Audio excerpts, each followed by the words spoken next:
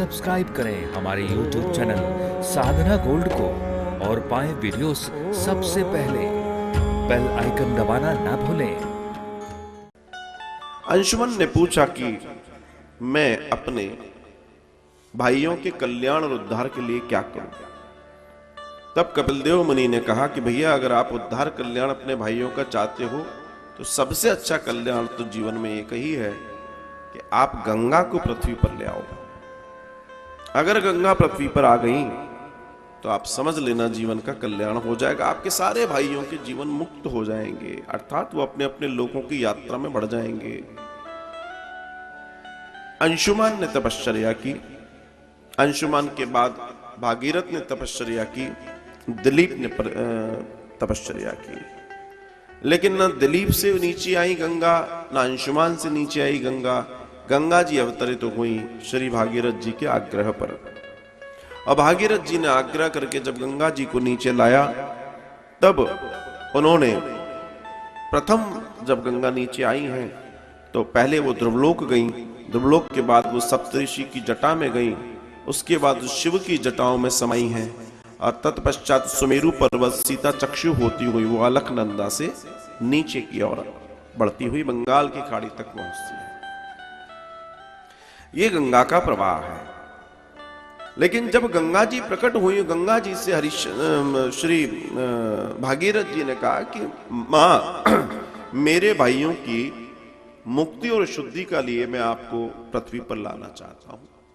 तो गंगा जी ने बड़े भाव से कहा कि मैं आ तो जाऊंगी, पर मेरा वेग इतना होगा भैया कि मेरे वेग को सामान्य रूप से आप नहीं संभाल पाओगे और पृथ्वी में पाताल में चली जाऊंगी, इतना वेग होगा मेरा। तो क्या किया जाए? तब जाकर उन्होंने कहा, आप शिव से अनुरोध कीजिए, शिव अगर मुझे साध सके तो साध लें। तो शिव जी के लिए तपश्चर्या की फिर भागीरथ जी ने। शिव प्रसन्न हुए और शिव जब प्रसन्न हुए, शिव जब प्रकट हुए तो उनसे मांगा। तो शिव जी ने तब कहा कि ठीक है, मैं गंगा को अपनी जटाओं में धारण कर लूंगा। और गंगा जी वहां अवतरित हो गई। अब बात यह आती है कि गंगा है क्या? भगवान शिव से एक बार माता पार्वती ने पूछा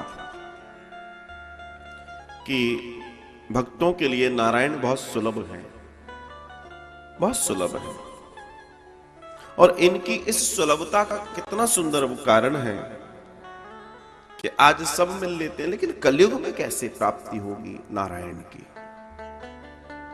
तब श्री भगवान शिव ने पार्वती से कहा, हे पार्वती, कलयुग में नारायण का दर्शन होगा गंगा के रूप में। जो कोई गंगा को नारायण स्वरूप देखकर पूजेगा, गंगा साक्षात नारायण का ही रूप होगी। और गंगा को देखना नारायण को ही देखने के बराबर पुण्य देगा। लेकिन व्यक्ति इस बात को बस जाना और समझ पाए। ये बात साक्षात भगवान शिव ने माता पार्वती से कहा है। और माता पार्वती बड़े आनंद के साथ भगवान शिव को प्रणाम करती हैं और गंगा को प्रणाम करती हैं।